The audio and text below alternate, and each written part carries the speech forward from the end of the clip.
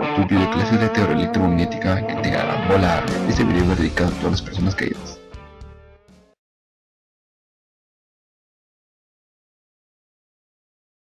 Capacitancia.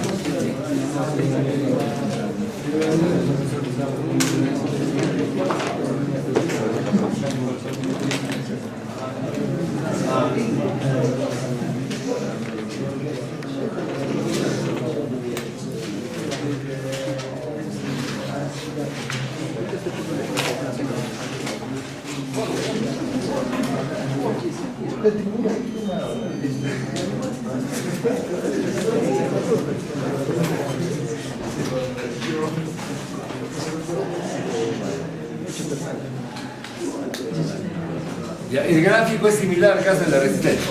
Y en el caso tenemos resistencia, dos placas metálicas frente a frente y el medio, un medio resistivo entre las dos placas, o conductivo, ¿no? Y entonces igualito acá, dos placas iguales que son los electrodos, esto va a conectar una diferencia potencial.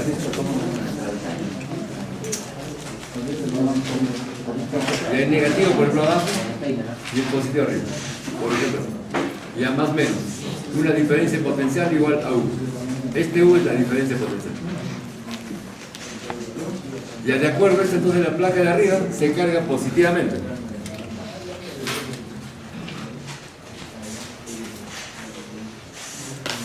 En toda la superficie. Y como son placas metálicas, la carga es uniforme. Y ahí la placa de abajo se carga negativamente. O sea que las líneas de campo van de arriba para abajo.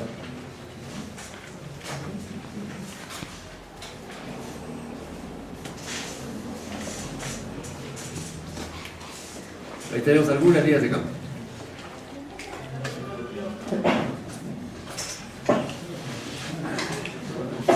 El campo X. El campo eléctrico. Ahora, el material entre las dos placas. Entre las dos placas hay un material. En este caso, un material dieléctrico.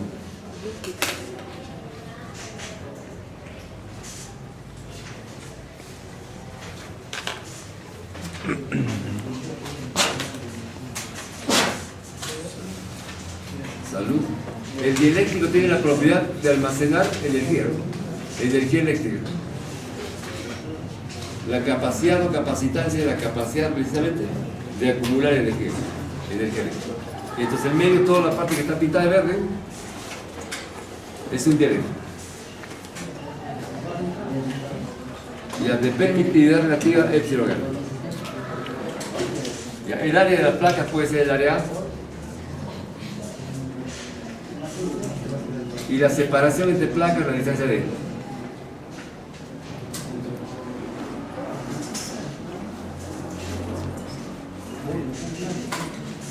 Los electrodos metálicos. Entonces ahí tenemos una forma generalizada de un condensador. El dispositivo es condensador y la propiedad es capacitancia. Adelante. Ya. La placa de arriba tiene carga positiva, entonces aquí toda esta placa va a tener una carga total, más Q.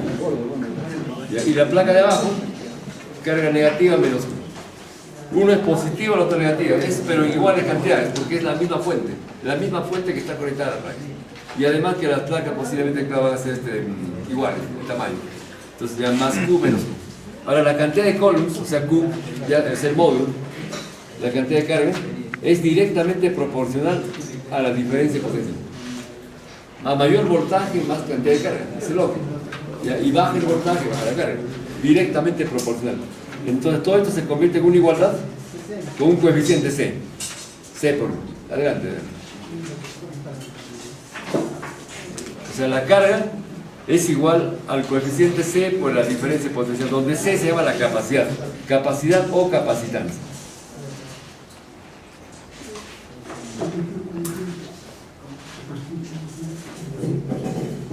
Capacidad o capacitancia. De aquí podemos despejar C. C es igual a la relación entre la carga y la diferencia potencial entre placas, o sea el voltaje. Una fórmula parecida cuando vimos la resistencia, ¿se acuerdan? En la resistencia, ¿cómo era? A partir de la ley de Ohm. La ley de Ohm circuital.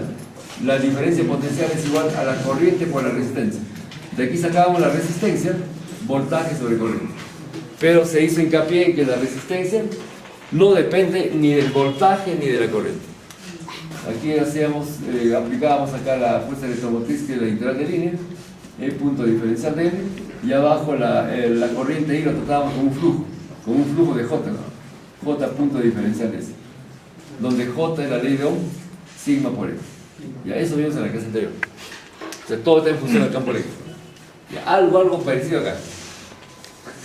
Ya, entonces, la capacitancia C, ya, en la carga Q que hay en las placas, ya sea la positiva o negativa, la carga Q.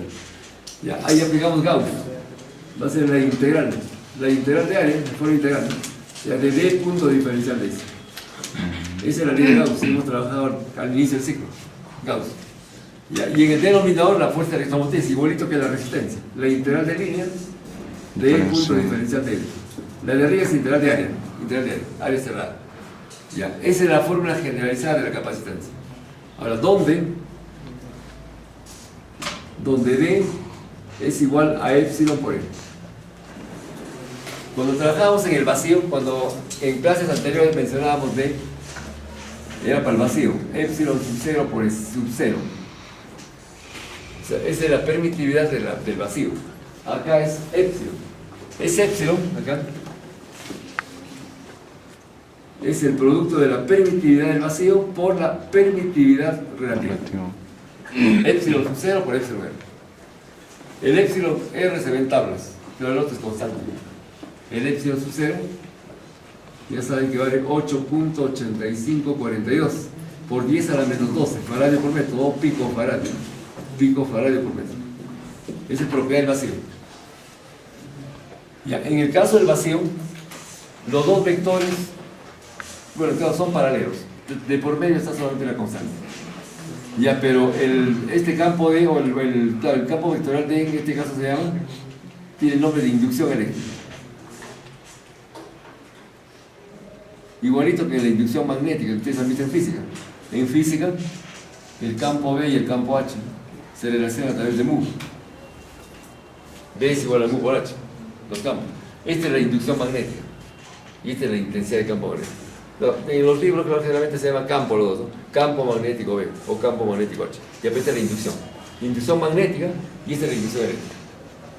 Y entonces ambos se miden en, o sea, tanto D como el epsilon sub 0 por epsilon son lo mismo, se miden en coulomb por metro cuadrado. Y entonces la inducción eléctrica. Ya, en el vacío se llama inducción eléctrica, es el nombre apropiado.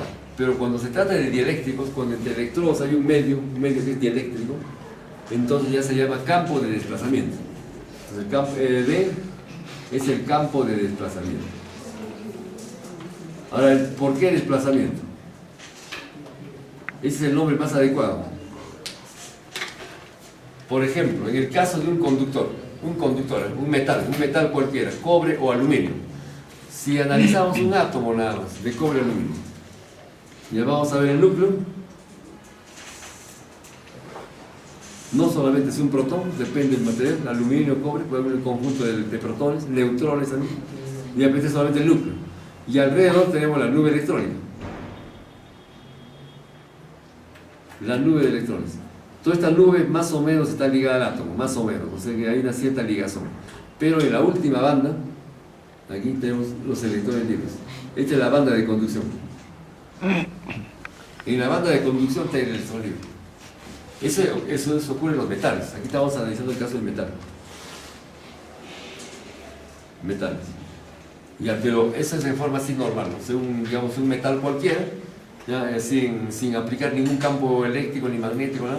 Simplemente tenemos el átomo, el núcleo, con su nube de electrones. Todo esto es una nube de electrones, todo esto tiene carga negativa. Esta es la nube de electrones. Ya, pero un poquito lejos, más lejos está la otra banda, que es la banda de conducción. Ahí están los electrones libres que se mueven en todas las direcciones. Y a un ligero agitamiento térmico, por ejemplo, sube la temperatura, entonces los electrones libres oscilan, se mueven en todas las direcciones, ¿no? Para arriba, para abajo, están ahí evolucionando. Pero si hay una diferencia potencial en el alambre, ya se va a ordenar el movimiento, ¿no? Entonces ya el electrón ya sale disparado. del orden de 10 a la sexta metros por segundo, pero eso choca en la red. O sea, la red está formada por los iones. Todo esto es un ion. Este es un ion. El ion no es otra cosa que un átomo menos un electrón. O dos electrones, depende del material. Es un ion. Es un ion positivo. Y el otro es el electrón libre, negativo. Prácticamente este es un átomo. Prácticamente. Entonces, ese es un átomo de un metal. Tenemos un alambre cualquiera, ahí, conectado a una diferencia potencial. Y ya tengo un switch. ¿Qué pasa cuando se cierra el circuito? Ya por el alambre va a pasar un campo eléctrico. Aparece un campo eléctrico. Ese campo eléctrico va a ser el responsable del, digamos, del movimiento de los portadores de carga. ¿Cuáles son los portadores de carga? Los iones y otros los electrones. Sobre todo los electrones. El electrón se va a mover en sentido contrario al campo eléctrico. Y el ion casi no se mueve porque es bastante masivo. Entonces el electrón se mueve en sentido contrario. Pero cuando se cierra el circuito aparece el campo eléctrico, arrastra los electrones, salen disparados los electrones, 10 a la sexta metros por segundo, chocan en la red.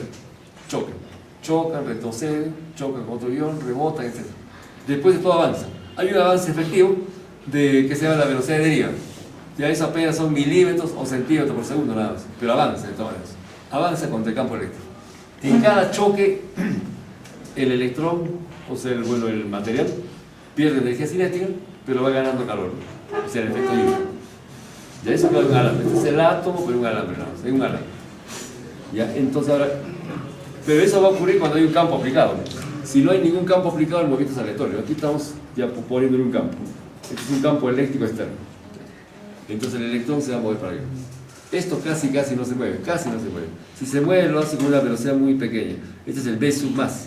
En cambio esta velocidad sí es grande, al menos al comienzo, hasta antes del choque. Este V sub menos, o sea, V sub menos es la velocidad del portador negativo, es mucho mayor que V sub más. Este es bastante masivo, casi no se mueve. La diferencia de velocidad es la corriente eléctrica. Ya, eso claro en cuanto a mecánica. Ahora, ¿qué pasa en cuanto a dieléctricos? Un dieléctrico, claro, no es conductor perfecto. No lo conduce la corriente, obviamente, no conduce. No es conductor perfecto, por lo menos. Entonces, en el dieléctrico va a ser esto mismo, pero sin la banda de conducción. O sea, todos los átomos, todos los electrones de la nube están ligados al núcleo. O sea, no pueden separarse fácilmente. Acá sí, la banda de conducción. Acá sí. Un campo eléctrico, ya esto ya se mueve, se desplaza.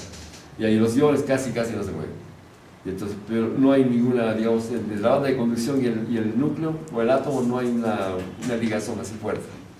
Ya, ahora en el caso del dieléctrico, de los no metales, dieléctrico, y un átomo de dieléctrico, una molécula en todo caso, y el dieléctrico, adelante, ya vamos a tener acá el ion, bueno, si fuera un átomo tendríamos el núcleo y la nube de electrones, pero ya no hay banda de conducción. Sin ningún campo aplicado, acá hay un campo aplicado. Sin ningún campo aplicado, los centros de carga, obviamente el núcleo también, esto es una esfera. Ya, el centro de carga de todas las nubes de electrones, todo esto es una nube, su centro de carga está también matemáticamente en el medio. Sin campo aplicado, no hay campo aplicado. Entonces, el centro, algo así como el centro de masa. Ya el centro de carga de toda la nube está al medio, porque es una esfera. Y ahora el centro de carga del núcleo obviamente también está en medio. Entonces no hay ninguna distancia, matemáticamente. Ahora, ¿qué pasa si se aplica un campo aplicado, externo? Un campo E. Ya que va a ponerlo entre dos placas de un condensador. Aquí la placa positiva, aquí la placa negativa. El campo vale más a menos. ¿Qué es lo que va a ocurrir? Si hay un campo aplicado, la nube de electrones, como los electrones son más o menos ligeros, se van a desplazar un poco hacia la zona del campo. O sea, es decir, se va a deformar la geometría. Ya no va a ser una esfera, va a ser tipo de un ovoide. Ahí más o menos. Entonces la nube se ha desplazado un poco a la izquierda y su centro de carga estará por aquí más o menos. Este es el centro de carga de la nube.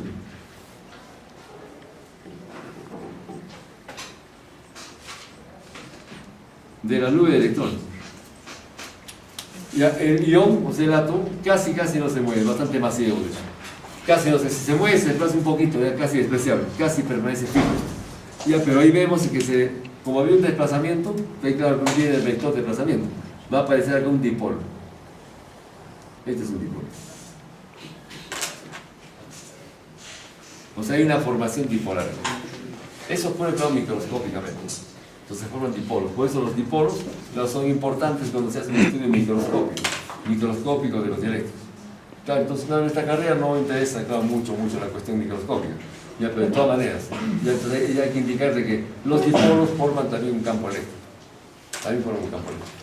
Entonces, por ejemplo, entre las placas de un condensador, aquí la placa positiva, por ejemplo la de la izquierda, y la negativa acá. Hay un campo eléctrico aplicado. Ya, pero también hay un dieléctrico, entre las dos placas hay un dieléctrico. Y la formación es dipolar, entonces va a haber una formación así.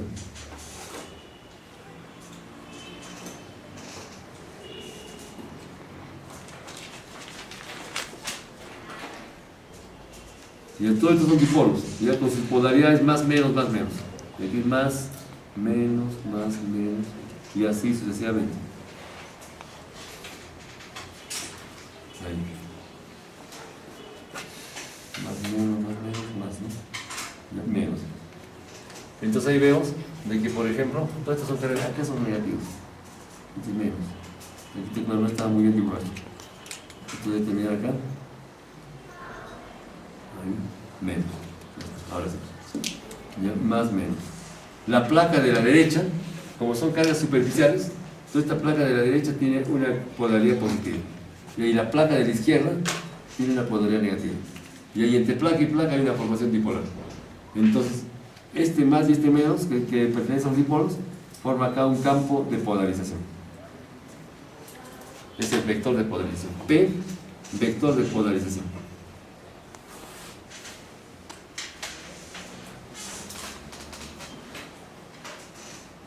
El material tiene una permitividad de epsilon.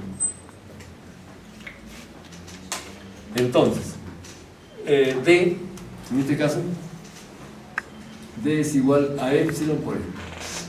Es parecido al del vacío, pero en vez de epsilon sub 0 es epsilon nada más. Ya, epsilon por E.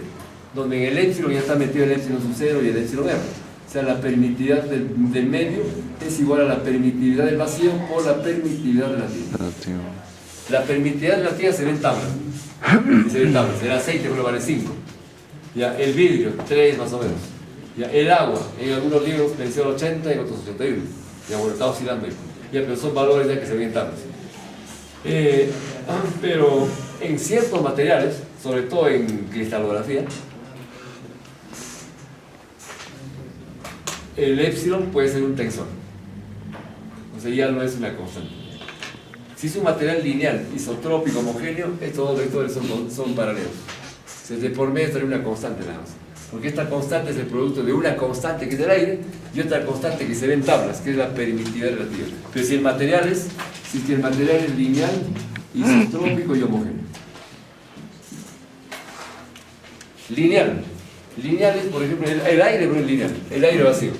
Los dos vectores son paralelos. Cuando los dos vectores son paralelos, en un medio, o sea, el medio que en este caso es el aire, entonces se dice que hay una linealidad. O sea, dos vectores paralelos. Ahora, puede también ser aceite. Bueno, el aceite vamos a tabla vale 5, y dentro del resto de esto, los dos vectores de Y son paralelos. O sea, no es un cristal, el aceite. Ya, pero en ciertos cristales ya no ocurre eso. Entonces, ahí también se habla de una histéresis dieléctrica. Así como en el magnetismo, el campo B, el campo H, y está la curva de histéresis. En un material ferromagnético.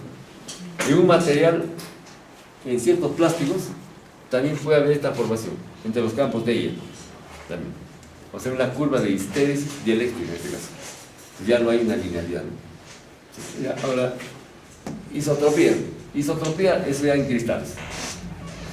Aquí el medio que estamos poniendo entre placa y placa no es un cristal, es un medio isotrópico, no es anisotrópico. En los cristales hay anisotropía.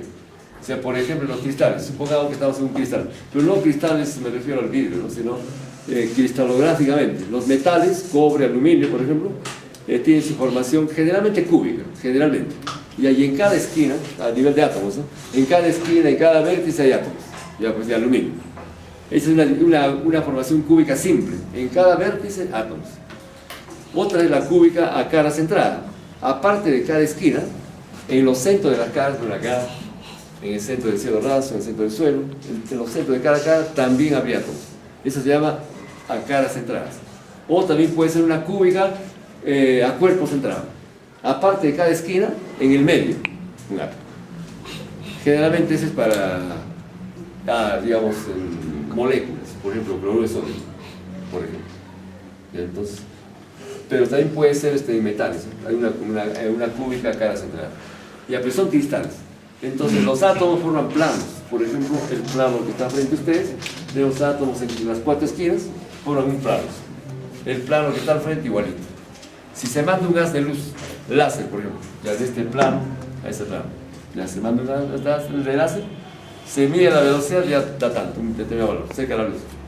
Pero si se manda, por ejemplo, en diagonal, desde acá hasta allá, la velocidad de luz puede variar, o sea, cambia la velocidad. Si las velocidades son diferentes, el material presenta anisotropía. Pero para los materiales que trabajamos es isotropía. La velocidad de la luz no cambia. Y al lineal, isotrópico. Al homogéneo. Homogéneo generalmente va con la densidad de masa.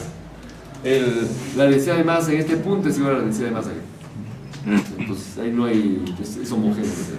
Entonces lineal, isotrópico, homogéneo.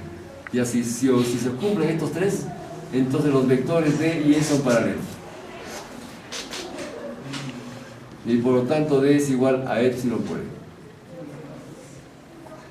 Ya lo que se indicó acá.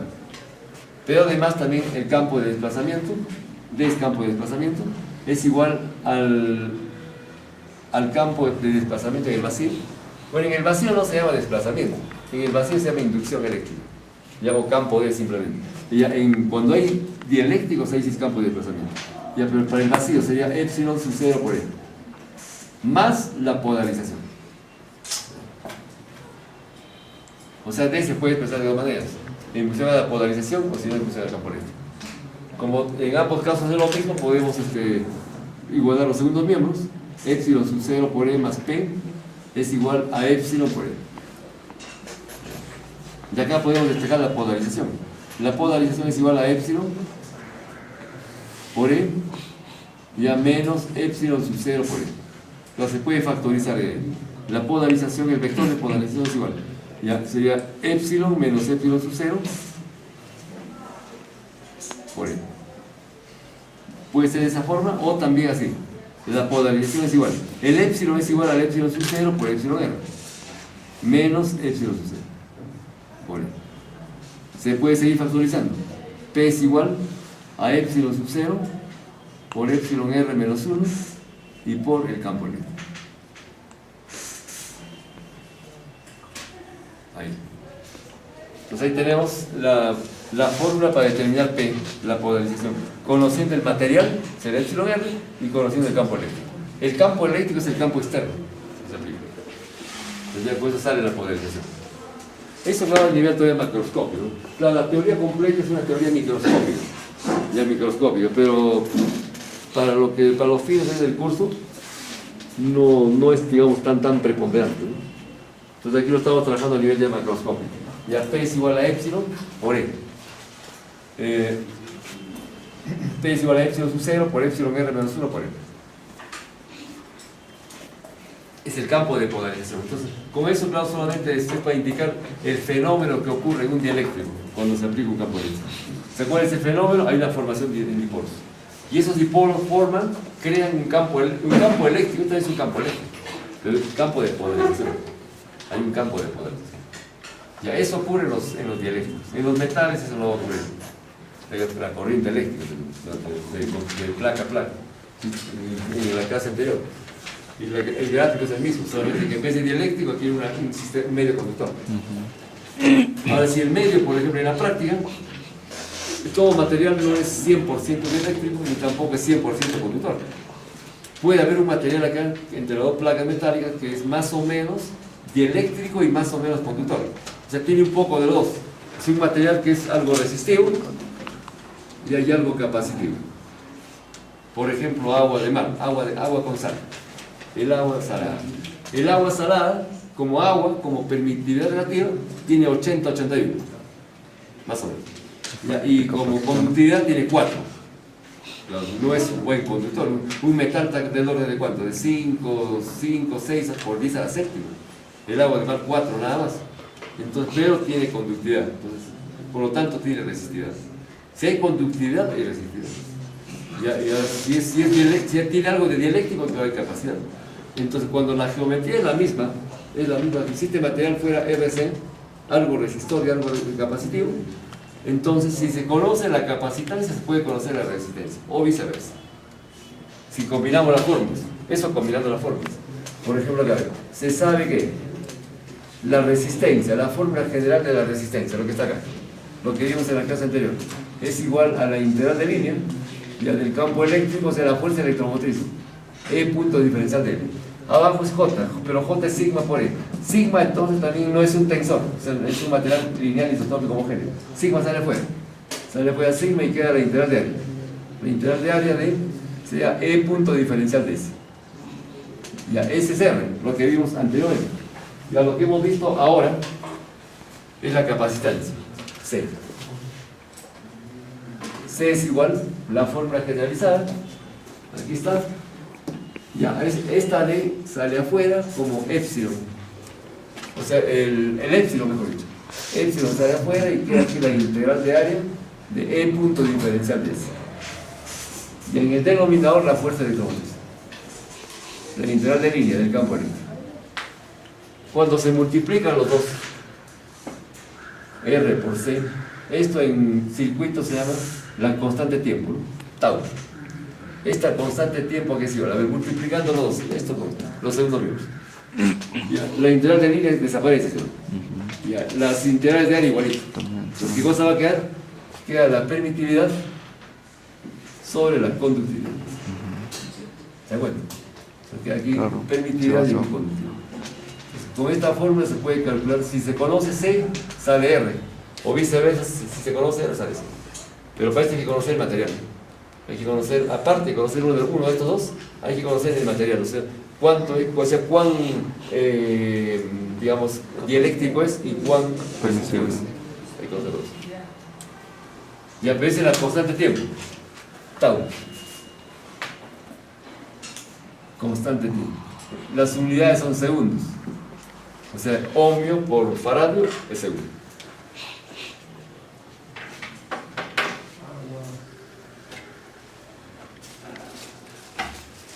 No olvidé mi moto. Con servilletas.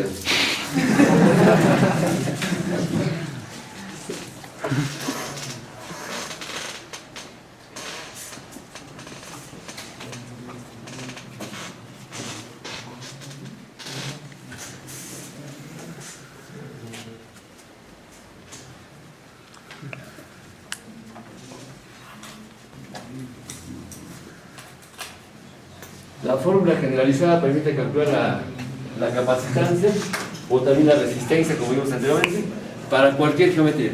Un simple ejemplo es para el condensador plano paralelo. Ya, condensador plano paralelo.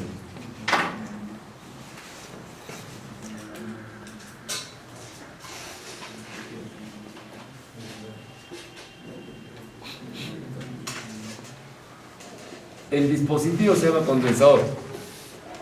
Y la propiedad de almacenar energía es capacitante. ¿Ya? Un condensador así como este. La forma de las placas puede ser arbitraria, generalmente puede ser rectangular o cuadrada, ¿ya? O puede ser circular también, pero puede ser cualquier geometría, con tal que más o menos sean grandes las dos placas. Grandes frente a la distancia de placas. Y entonces los dos electrodos iguales. Ya, la distancia entre electrodos, bueno, D, ya, el área. Sabemos ya ustedes saben por la academia, de que un condensador plano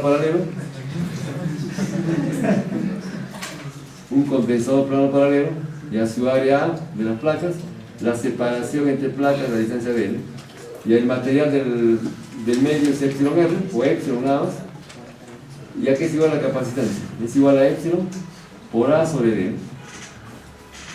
Ya, eso mismo saldría rápidamente con esto, igual. O esto de acá, el condensador plano paralelo. C es igual. El campo eléctrico como que se cancela. Entonces queda aquí en la parte de arriba epsilon por ya, la integral de área por el diferencial de área, el área total, o sea, el área de las placas. Abajo, el campo eléctrico ya más o menos se cancela y queda la integral de línea del diferencial de L. Este diferencial de L tiene la dirección del campo, es decir, el campo aquí va, por ejemplo, puede ser de arriba para abajo, de abajo para arriba, depende de la modalidad, pero va vertical. Entonces, cuando se integra sería la distancia de L. La distancia. Eso quedó haciendo así fácilmente. Ya, pero vamos a ver otros ejemplos. Ya, donde vamos a calcular la capacitancia con otro tipo de condensador.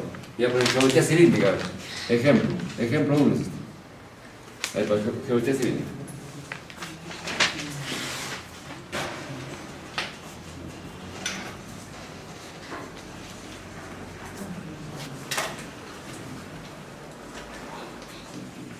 A ver, un condensador de esta forma, así como un pedazo de torta.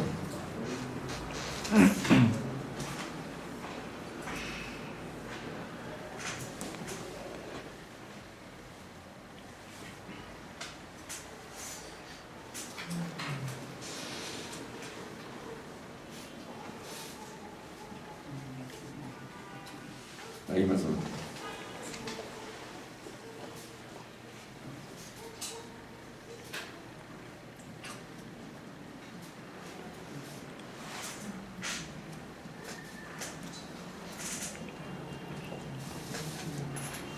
Y esto va a ser el eje Z.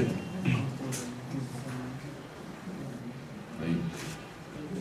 Y a las medidas, vamos a poner así. Esto va a ser un radio 1, un radio 2,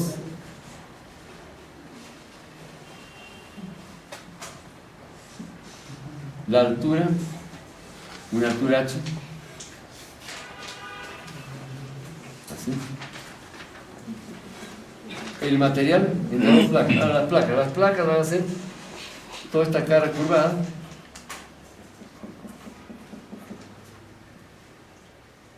y la otra que está atrás. Bien, eso ya no se va a dibujar, la parte de atrás.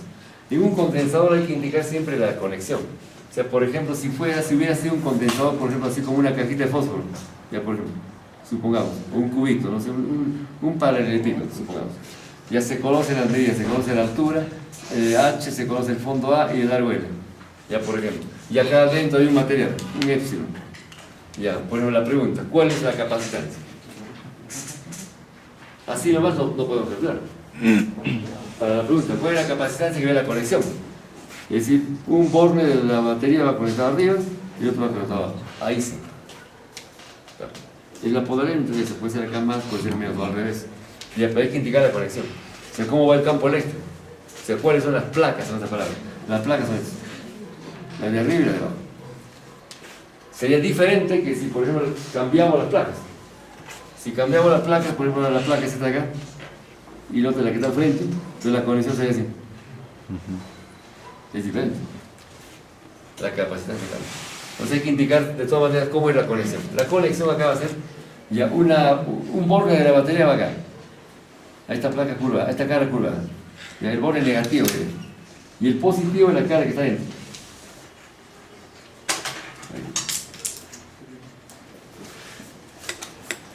Ahí se ve. Entonces el campo va de adentro para afuera.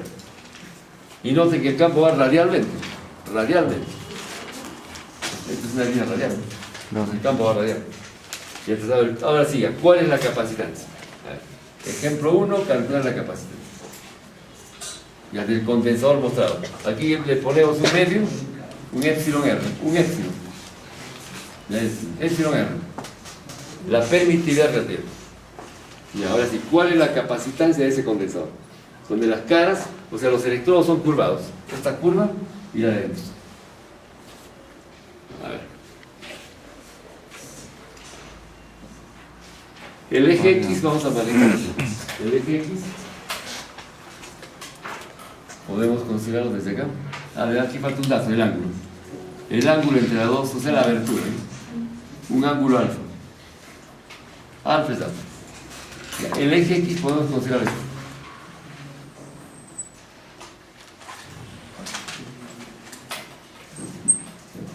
es el eje Z.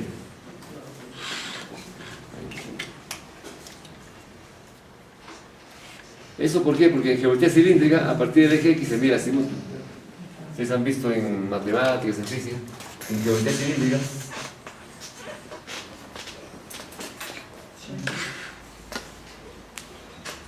Este es el eje Z. Entonces siempre va a haber X y Z de referencia. Ahí, origen de coordenadas. Ya, pero un punto del espacio, por ejemplo acá, ese punto P. Ese punto P tiene los tres parámetros: un radial, un azimutal y un axial. ¿El radial cuál es? El radial es la distancia que une el eje Z con este punto. Este centro.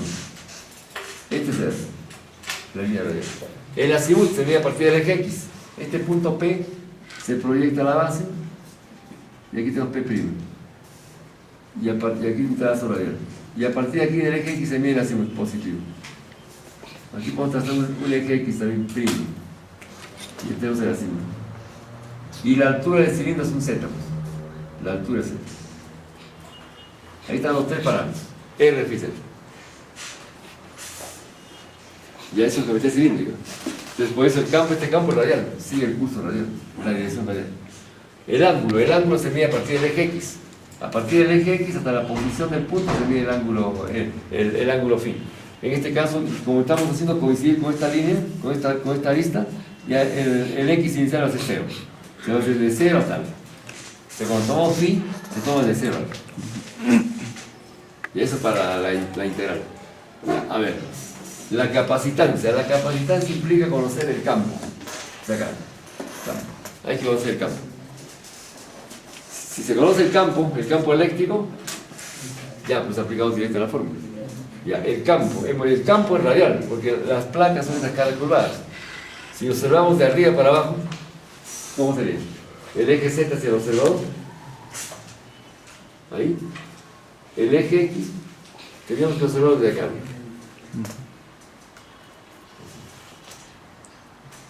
El eje X, claro, el eje Y, vamos a ponerlo, el eje X, el eje y una línea radial cualquiera.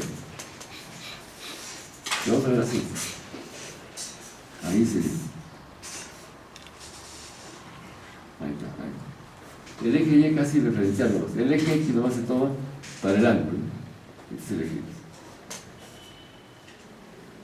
El compensador se va a ver como dos arcos. O esa como un trapecio circular. Pero las placas, esta es una placa y esta es la otra. Hemos dicho, esta va conectada al borde positivo de la batería y esta va al borde negativo. De tal manera que el campo es radial. El campo que se difunde de placa a placa es radial.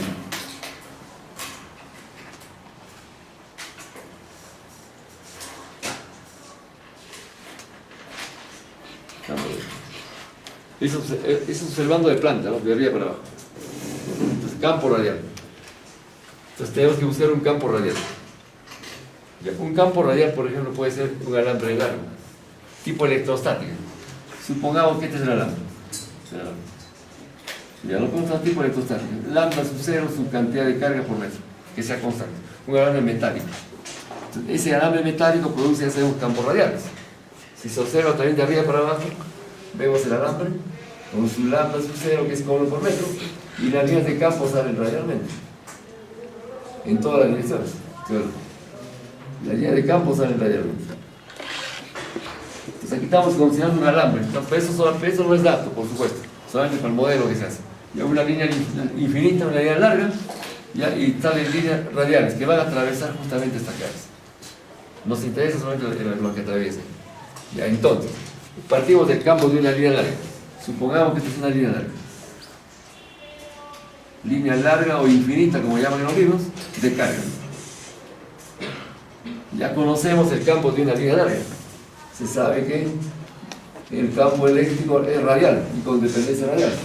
Es igual a lambda sub 0 sobre 2 pi epsilon sub 0 r.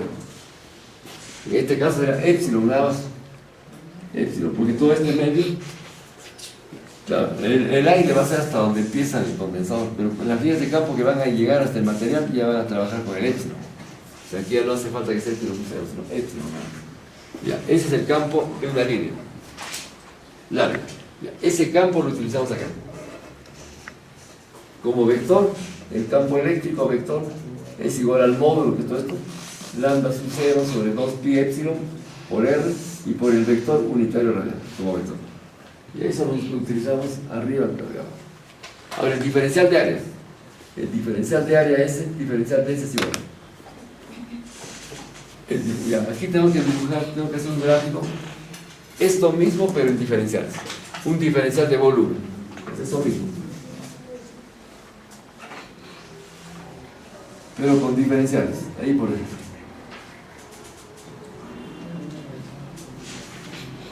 Ahí. Ya nos interesa esa cara. Ya, pero aquí no está la proporción, por supuesto. Desde el eje Z, que es esto, este trazo vertical, hasta donde empieza esta configuración es R. Siguiendo el curso radial, este es un diferencial de R. No está la proporción. Esta altura es un diferencial de Z. Ya, ahora el ángulo es un diferencial de phi. Es casi lo mismo que esto, pero con diferenciales. Y el ángulo es diferencial de phi. Ahora, como acá hay un diferencial de R nada más entre estas dos caras, y el ángulo es diferencial, estos dos ángulos se son iguales. Entonces, por lo tanto, la longitud del arco es R por el diferencial de phi. Y con eso podemos sacar el área. El área, pero como vector. El área como vector es perpendicular. Este es el diferencial de ese vector. Ya que es igual eso. El diferencial de ese vector es igual al módulo, que es un rectángulo, es todo como rectángulo, se despeja la curvatura. Es lado por lado. O sea, R por diferencial de phi por diferencial de Z. Es el módulo. Y por el vector unitario radial. Eso para aplicarlo acá. En el denominador, diferencial de longitud. El diferencial de longitud debe tener la misma dirección del campo. El diferencial de S, la misma dirección del campo. Entonces, un diferencial de longitud en la dirección del radial del campo es este diferencial de R. Entonces, va a ser el diferencial de R por el vector unitario radial. Ahora sí ya tenemos todo para reemplazar en la fórmula. A ver, reemplazamos. El numerador, a ver. El numerador aquí es igual. A ver. Y el numerador epsilon, que es la permitividad, por la integral. Y es el campo, este campo. Lambda sub 0 sobre 2 pi epsilon sub 0. Bueno, epsilon nada más. Por el. ¿Ya qué más? Por el área, este es por el vector unitario radial. Y por el área diferencial. Ya, R por el diferencial de phi por diferencial de Z por U sub R. Ahí. Noten que como es un producto escalar de dos vectores en la misma dirección, desaparece el punto y desaparecen los vectores unitarios. Y queda una cuestión solamente de escalar, estrictamente. Aquí R se cancela. Se cancela. Una integral para Z. Z varía va a variar desde acá abajo hasta la altura que es H. De 0 a 8. Ese sería Z. Y a phi, ¿de cuánto a cuánto phi? De 0 a alfa. Aquí el ángulo es el angular. De 0 a alfa. Phi se mide desde el eje X. O sea, aquí es phi igual a 0 y aquí es phi igual a alfa. Todo el ángulo, o perdón, acá. Phi es igual a alfa. Aquí ve el 90. Aquí es phi igual a 0. Y acá hay un desplazamiento alfa. Este es phi igual a alfa. Aquí es 90. Entonces aquí sería para alfa. Pero aquí phi sería de 0 hasta alfa. Entonces se efectúa el numerador. El numerador es igual. A ver cuánto va quedando. Ya, epsilon se va cancelando acá, ¿no? Se cancela. Ya. ¿Qué más tendríamos ahí? Lambda sub 0 sobre 2pi. Ya, constante. Ya, después tenemos la integral para phi, ¿cuánto es? Alfa. De 0 a alfa. Ya, para z es h. ¿Qué es? Numerador. Ya, ese es el numerador. Denominador. El denominador. Esta integral de línea. A ver, la integral. Ya, el campo es de acá, lambda sub 0 sobre 2 pi epsilon, epsilon nada más, por R, ya, por el vector unitario radial. Escalarmente por el diferencial de L, acá. El diferencial de R por el vector unitario radial. Ya, esta R de acá lo podemos debajo de diferencial. Pues aquí R varía desde el radio 1 hasta el radio 2. Y igualito, desaparece el punto y los vectores unitarios, porque los dos vectores son radiales. Entonces el denominador es igual, ya lambda sale fuera, 2pi por epsilon también, y queda acá un logaritmo, ¿no? Logaritmo neperiano, radio 2 sobre radio 1. Y ese es el denominador. Entonces, luego la capacitancia es igual, el denominador lambda sub 0 sobre 2pi epsilon por logaritmo neperiano del radio 2 sobre el radio 1. El numerador acá, lambda sub 0 sobre 2 por pi por alfa por h. Entonces la capacitancia es igual. Ya lambda sub 0 sobre 2 pi se cancela. Numerador denominador. Ese va. Entonces quedaría acá ya alfa por h. Pero el epsilon sube. Ya epsilon también, ¿no? Claro, el epsilon sube. Ya, tenemos epsilon por h. Ya sobre el logaritmo. Radio 2 sobre el radio 1.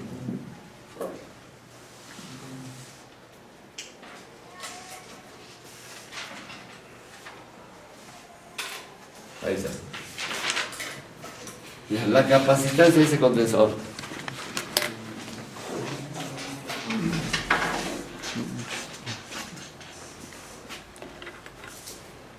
A ver, como un problema más o menos parecido.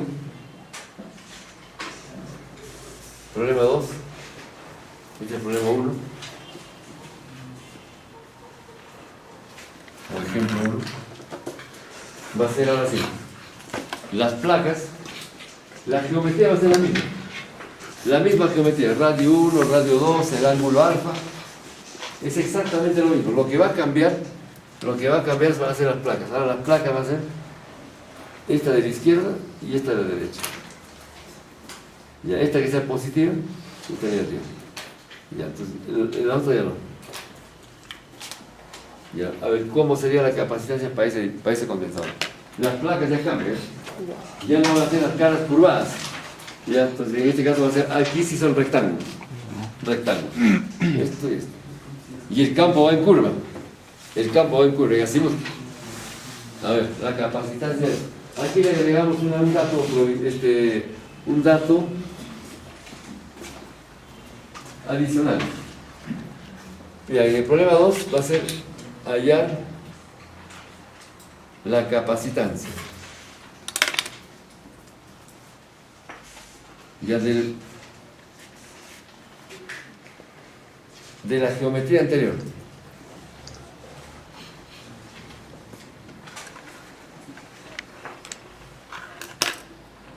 Ya, pero con los electrodos,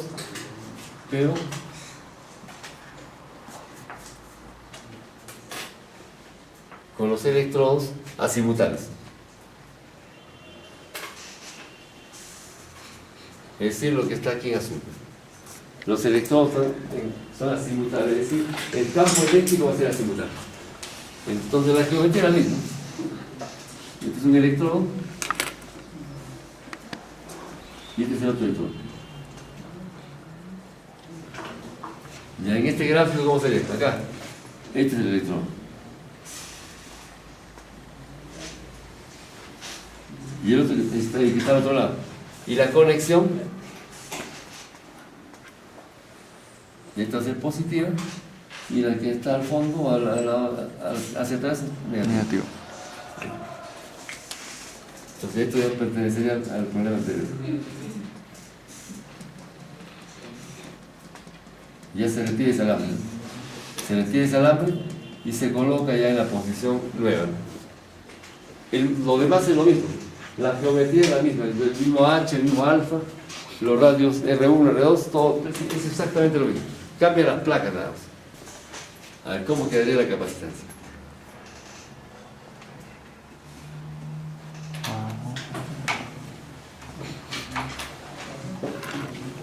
Decía el dato adicional, un dato o provisional, no, adicional. Considerar considerar la función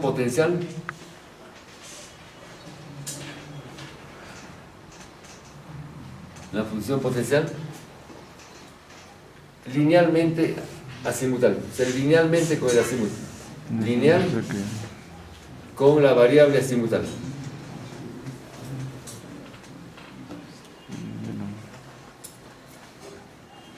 Coma, es decir, la función potencial U va a ser función del ángulo. Y ahí esto va a ser, como va a ser tipo lineal, la ecuación de una recta. Va a ser un coeficiente A por phi más un B. ¿Ya? Con esta función potencial hay que trabajar. Considerar la función potencial lineal. O sea, lineal, ¿por qué? Porque la ecuación es recta. ¿Ya? Pero con la variable simultánea. O sea, A sub phi más B.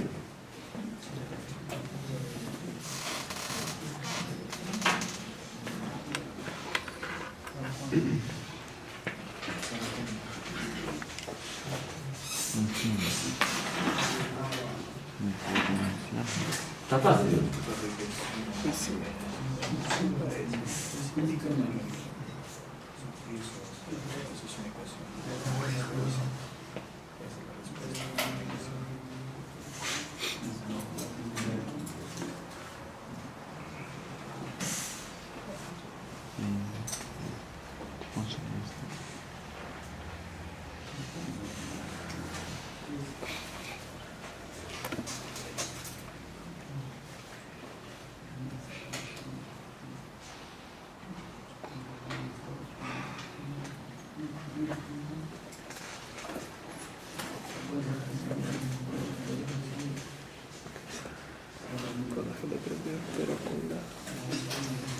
Con los electrodos simultáneos.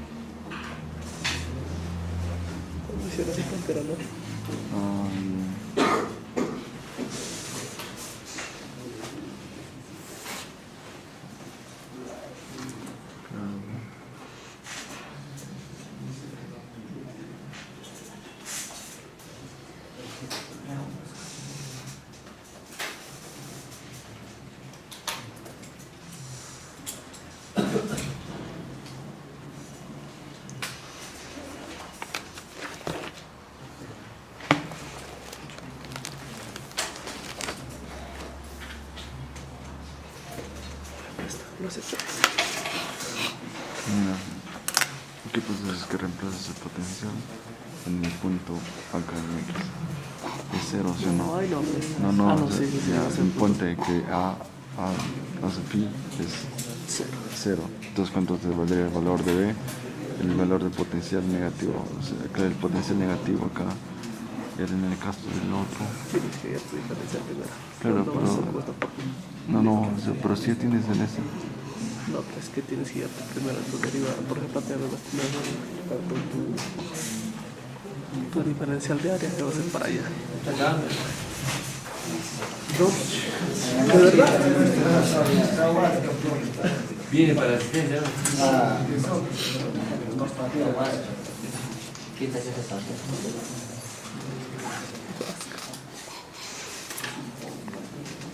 Potencia.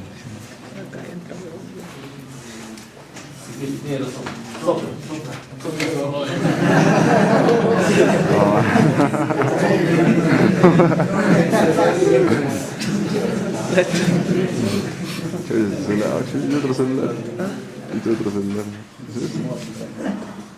Si no, tú tienes un Motorola acá. Yo lo uno, yo le uno. La dependencia es lineal. Marca este 4. Entonces, a ver. Ya, no, Pero este gráfico. potencial negativo. Ya, acá no lo modificamos. Claro. Ahí va. Este ya no es ya alambre. Ya no hay alambre. Ya los alambres están acá. Un potencial Este es negativo. positivo y otro negativo. O sea, hay una batería ahí. Entonces el campo eléctrico ya no va también, ya no va radial. Y entonces va en este caso ya en Pues azul. matan. El campo eléctrico.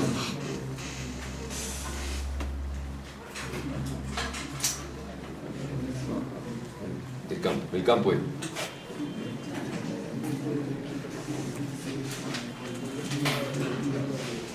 Ya, hay que determinar el campo.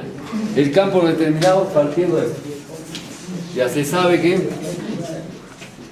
ya eso por dato, por sugerencia, Mira. o se tiene que entonces, ya se tiene que la función potencial es en así. Ya, esto es igual a A por phi más B. Más bien. Ya vamos a llamar el potencial de esta pared, o sea, de esta placa, ya que sea U sub 1. O sea, acá, ¿no? Eso no es dato, sino aquí le ponemos como dato provisional. Y acá U sub 2. Negativo. Ya, U sub 1, U sub 2. Esta pared acá tiene un potencial 1 y la del otro lado a U sub 2. El campo así. Ya, entonces, aplicamos, hay que determinar A y B. Para eso determinamos con condiciones de frontera. La primera condición de frontera sería la función potencial cuando phi es igual a 0. Cuando phi es igual a 0, como el eje X está acá, justamente ahí está phi igual a 0. Phi igual a 0 grados y el otro es phi igual a alfa acá. Phi igual a alfa. Pero cuando phi vale 0, el potencial es U sub. O sea, esta línea es de 0, ya que es el ángulo es alfa. Entonces, cuando phi es igual a 0, el potencial es U sub 1. Y a eso lo reemplazamos en esta fórmula. Estamos trabajando con esto. El primer miembro va a ser U sub 1. En el segundo miembro, lo que es phi es 0. Queda solamente B. Ya con eso se determinó B. Ahora, ¿cómo va quedando la función potencial? La función potencial U sub phi es igual. U de phi es igual a A por phi Más bien. más B, que es U sub 1. Ya. Hasta el momento tenemos esto. Ya falta ya segunda condición de frontera.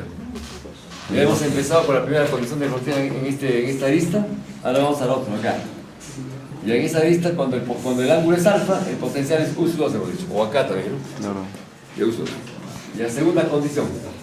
Sería entonces en la función potencial, cuando phi es igual a alfa. Ya este potencial es igual a U sub 2. Ya, entonces, reemplazamos en la última acá. El primer miembro U sub 2. En el segundo miembro lo que es phi es alfa. Va a ser aquí A por alfa más U sub 1. Ya despejamos A. Ya primeramente A por alfa. Es U sub 2 menos U sub 1. Y de aquí sale U sub 2 menos U sub 1 sobre alfa. Alfa. Ya. Por lo tanto, luego, la función potencial es igual, ya, A por alfa, ya, U sub 2 menos U sub 1 sobre alfa, este es A, ya multiplicado A por alfa, más B, más U sub 1, y aquí alfa se cancela, y queda ¿qué cosa? U sub 2, Sí.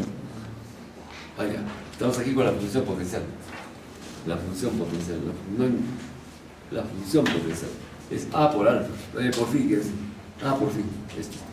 Ya, U sub 2 menos U sub 1 sobre alfa por phi. Ahí está. Ya, más B que vale U sub 1. Ya, esta es la función. Ya, esa función potencial, con esa función potencial hay que determinar el ángulo, digo, el campo E para reemplazar el gradiente. Ya, ¿cómo sacamos el campo? Ya, negativo el gradiente. Ya, campo eléctrico. Determinación de ya determinación del campo eléctrico.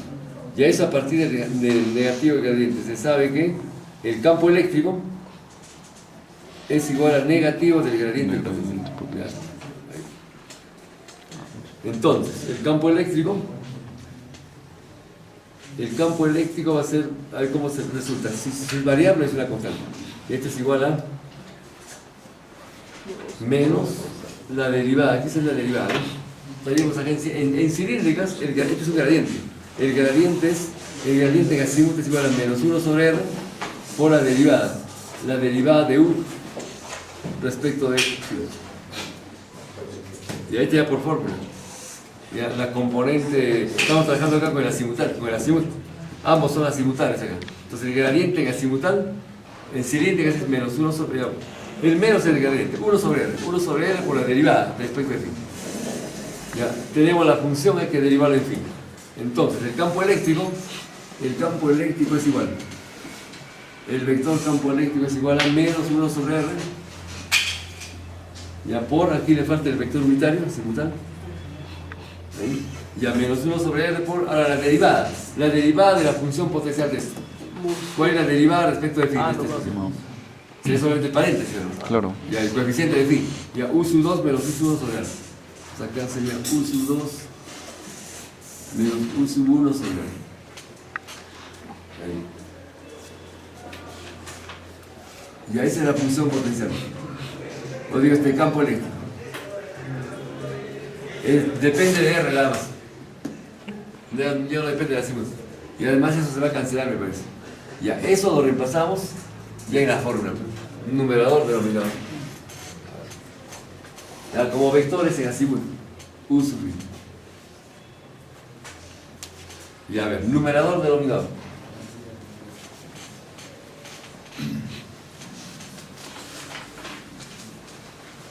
El numerador es igual a una integral, primero epsilon que sale afuera, y tendríamos la integral del campo ya menos 1 sobre r por u sub 2 menos u sub 1 sobre alfa por el vector unitario simultáneo. Y a punto, el diferencial de área. ¿Ya? ¿Cuál sería el diferencial de área? Ya, acá con esta geometría, aquí estaría con diferenciales. El diferencial de área, como estamos trabajando con el campo en azimut, ya sería, a ver, utilizamos el mismo gráfico, ¿no? Pero ya no esta área que es radial, sino el área que va en azimut, el campo va yendo en azimut así. Se va cortando esta es la área. Ya que es igual a esta área. Ya, este espesor es un diferencial de R y la altura es un diferencial de Z. Y el diferencial de R por diferencial de Z. Entonces, punto diferencial de R por el diferencial de Z. Ahora, como vector, esta área como vector es una tangente en la dirección del campo, es así. Como vector es este vector verde, el diferencial de S en azimut. O sea, como vector es entrante. Y entonces tendremos ya por el vector unitario azimutáneo. Los dos vectores son azimutales. En producto escalar desaparece el punto y desaparecen los vectores unitarios. Entonces queda integral simple. Para Z va desde la base, desde acá hasta H, ¿no? De C va. Y el otro es para R. Para R sería. Y a esta R lo podemos poner acá debajo, para tenerlo ahí. No, es R de radio. Ya del radio 1 al radio 2. Radio 1 al radio 2.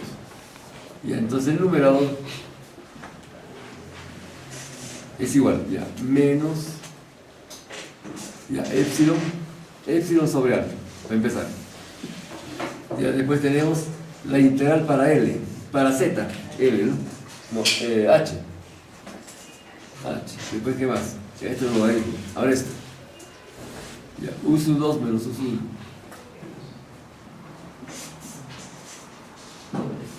Ya, y el logaritmo natural del radio 2 radio. Ya, pero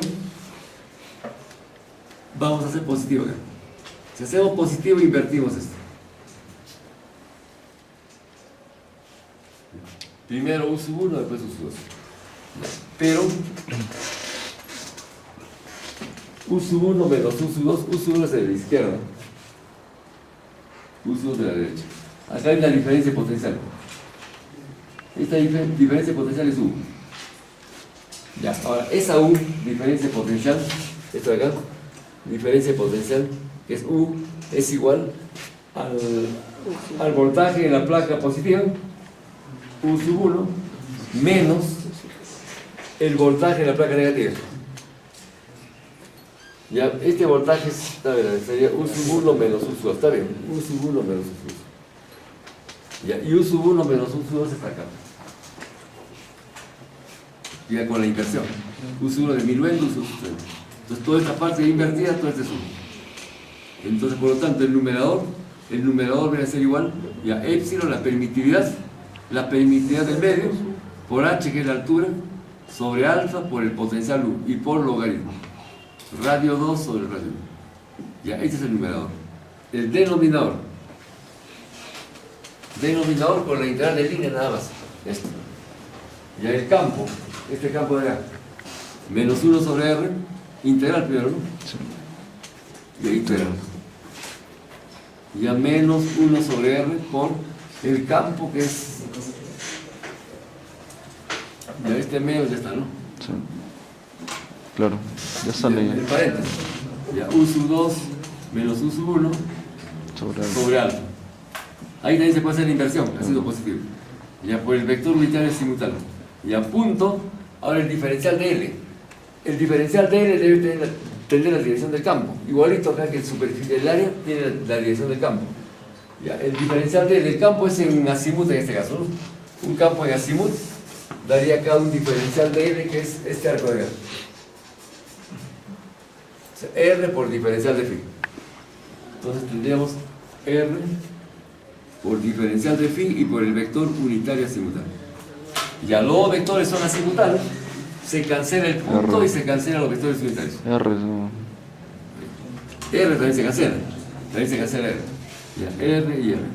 Ya, ahora este negativo se hace positivo, pero permutando de acá. Solar. O sea, queda U. Entonces, por lo tanto, el denominador es igual.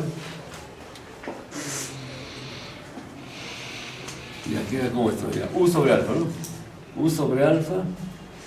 Diferencial. Y acá alfa. Claro, U sobre alfa. ¿Qué es esto? Ya, por la integral para phi. Aquí es la integral para phi. De 0 a alfa, por alfa. U sobre. Entonces queda igual a U. Alfa se hace. O sea, el denominador es U. Ahora, como es numerador, entre el denominador se quita U. Ya está. Salió la capacidad. Ya luego la capacitancia, ya aquí nomás. A partir de acá. La capacitancia es igual. Numerador entre denominador. Denominador es U. Se quita U. Entonces, ya. Épsilon por H sobre alfa. Ya por logaritmo natural, radio 2 sobre radio 1. ¿Es diferente al otro? No. El otro, ¿cómo sale? Literal. Literal puede ser. Aquí está. Ya. Alfa por épsilon por H. Ya es diferente. Sí. El logaritmo sí es lo mismo, pero ahí está abajo, aquí está arriba. Es diferente. Ya, ustedes pueden probar con valores numéricos. Ya con los valores numéricos del problema anterior. A ver, ¿cuánto es la capacitancia numérica? Ya de uno y de otro. A mí te voy llamando listo.